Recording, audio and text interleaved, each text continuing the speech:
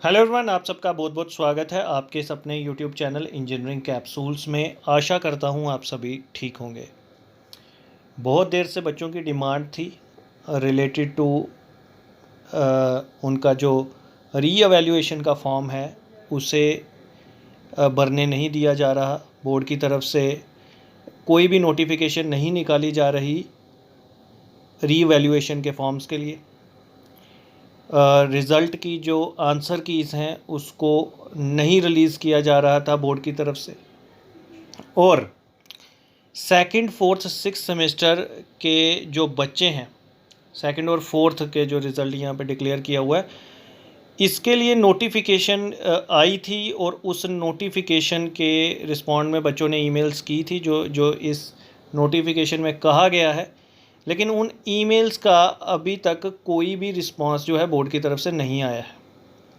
मुझे काफ़ी सारे बच्चों का फ़ोन आया और उन्होंने कहा कि जब भी सर हम इन ईमेल्स के बारे में बोर्ड से पूछते हैं, बोर्ड के जो भी अधिकारी हैं उनसे पूछते हैं, तो आगे से हमको यही जवाब आ रहा है कि वो तो पुरानी बात हो गई है, वो आपको उस वक़्त करना चाहिए था, अब इसका कोई वो नहीं है। ठीक है जी। तो इसके रिलेटेड चलते आज हमने जो अपना लेटर लिखा, उस पर 18-20 बच्चों ने सिग्नेचर किए और आज हमने टेक्निकल बोर्ड में उसे जो है वो प्रेजेंट किया। और हमारे जो भी अधिकारी थे उनसे मेरी बात हुई और उसमें जितने भी हमारे इश्यूज़ थे हमने उसको डिस्कस किया। उन्होंने एक एक करके सारे जितने भी इश्यूज़ हैं सभी इश्यूज़ को उन्होंने सुना और उन्होंने अभी तक तो हमें ये आश्वासन दिया है कि जो भी आपके ये जो पॉइंट्स हैं, इन पॉइंट्स को हम सेक्रेटरी साहब जो हैं उनके सामने रखेंगे और आपकी जो मीटिंग है वो सेक्रेटरी साहब से करवाएंगे। ठीक है जी। तो अभी इन इश्यूज़ पे उन्होंने बात करने के लिए कहा तो है, अब आगे देखते हैं। और बात हमारी क्या क्या हुई है, हमारी बात इन्हीं पॉइंट्स पे हुई है जिन पे आपका जो बोर्ड है उसका एक रीअवैल्यूएशन के ऊपर यही रिप्लाई था कि ये मल्टीपल चॉइस क्वेश्चंस हैं, इनको किसी ने भी चेक नहीं किया है, तो हम इसको रीअवैल्यूएट कैसे करें। तो उसके रिप्लाई में हमने भी यही चीज़, कोर्ट का एक ऑर्डर है, मैंने ये आपको पहले भी पिछले वीडियो में समझा दिया था, बता दिया था कि पंजाब हरियाणा हाई कोर्ट ने एक डिसीजन दिया है 2021 में ही, जिसमें कहा गया है कि ऑनलाइन और ऑफलाइन एग्ज़ाम चाहे किसी भी मोड से एग्ज़ाम कंडक्ट किया हो, इस चीज़ को ध्यान से समझ लीजिएगा, उसको पढ़ लीजिए। मैंने वीडियो डाला हुआ है, आप उसको देखिए कि किसी भी मोड से अगर एग्ज़ाम कंडक्ट हुए हैं मैटर नहीं करता है। एग्ज़ाम इज़ अ एग्ज़ाम, ये उन्होंने कहा है कि एग्ज़ाम एग्ज़ाम है, एग्ज़ाम टेस्ट करने के लिए होता है बच्चे को।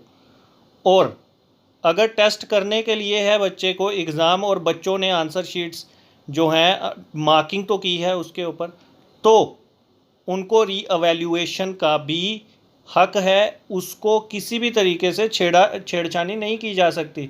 जो पहले से चलता आ रहा है वो वैसा ही चलता रहेगा।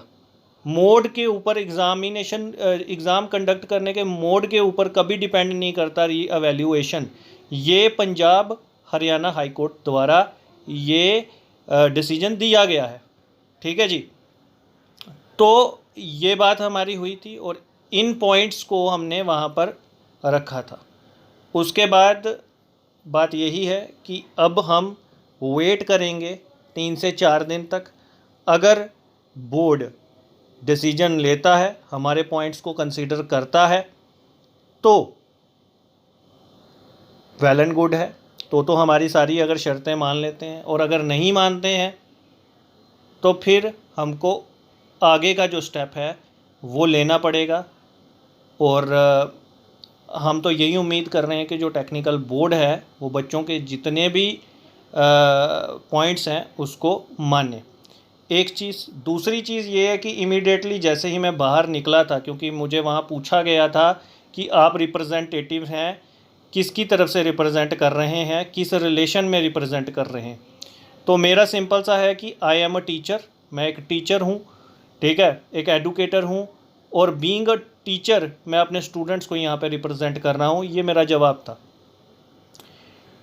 ठीक है जी।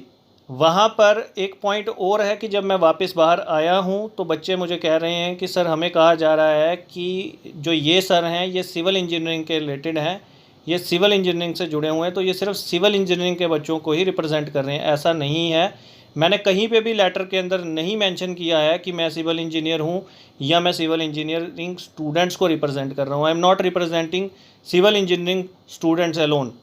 मैंने सिर्फ जो सवाल उठाए हैं, मैंने रीअवैल्यूएशन का सवाल उठाया है, वो सभी पे लागू होता है। मैंने जो आंसर कीज़ हैं उसके बारे में मैंने बात की थी, वो सारी की सारी हमारे बाकी ब्रांचेस के लिए भी हैं। तो इस वक्त अगर मैं रिप्रेजेंट कर रहा हूँ तो मैं सभी के सभी कैंडिडेट, सभी स्टूडेंट्स को कर रहा हूँ, पॉलीटेक्निक का कोई भी स्टूडेंट हो। मैंने किसी और इशू को नहीं उठाया है, मेरे सिर्फ जो 3 इश्यूज़ हैं मैंने उन्हीं पे फोकस रखा है, और वो हर एक ब्रांच के लिए, ब्रांच के बच्चे उसके अंदर कवर होते हैं। तो इस वक्त अगर मैं रिप्रेजेंट कर रहा हूँ या मैंने लेटर दिया था, वो लेटर हर बच्चे के लिए है, चाहे वो मैकेनिकल ब्रांच का है, चाहे वो इलेक्ट्रिकल का है, चाहे किसी और भी ब्रांच के जितने भी आते हैं, क्योंकि मेरे साथ हर एक ब्रांच का बच्चा जुड़ा हुआ है।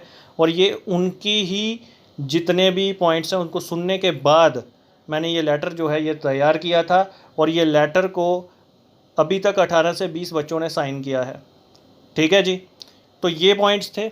अभी हम वेट करेंगे, 4-5 दिन वेट करेंगे। अगर 4-5 दिन के अंदर बोर्ड अपना रिप्लाई हमको नहीं देता है या जो हमने कहा है उसके ऊपर अमल नहीं करता है, तो फिर हम नेक्स्ट पॉइंट में हमें जाना पड़ेगा, नेक्स्ट स्टेप लेना पड़ेगा, हमको मीडिया का सहारा लेना पड़ेगा, ठीक है जी। तो इस वीडियो में इतना ही। Thank you very much for watching this video. God bless you all.